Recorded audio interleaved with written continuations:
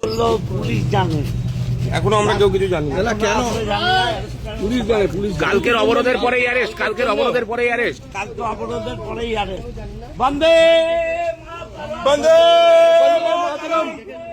জয় বাংলা, জয় বাংলা, জয় বাংলা, জয় বাংলা, জয় বাংলা, জয় বাংলা, জয় বাংলা, জয় বাংলা, জিন্দাবাদ, জিন্দাবাদ, জিন্দাবাদ, জিন্দাবাদ।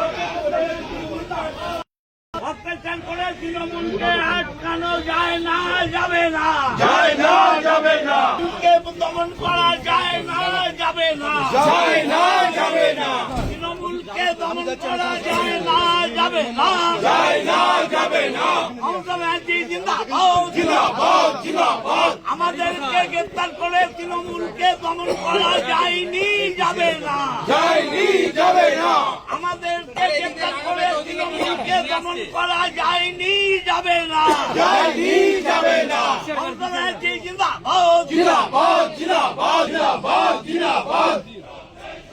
বন্দে মাতরম, বন্দে মাতরম। অসিত বন্দের নেতৃত্বকে আটকানো যাচ্ছে না, যাবে না, যাচ্ছে না, যাবে না। তৃণমূল কংগ্রেস রাস্তা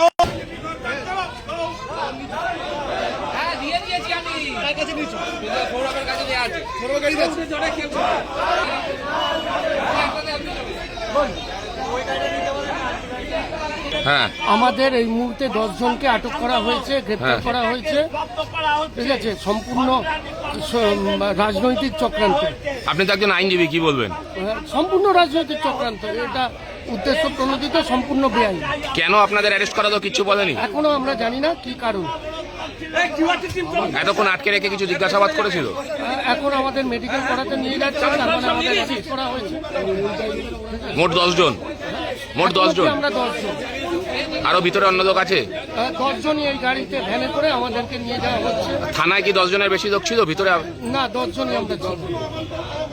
পৌরপ্রধান, পৌরপ্রধান, উপপৌরপ্রধান আছে? হ্যাঁ, আমাদের প্রাক্তন বিধায়ক অসিত মজুমদার, আমাদের বর্তমান পৌরপ্রধান, উপপ্রধান, আমরা কয়েকজন কাউন্সিলর এবং সাধারণ কয়েকজন পার্টি।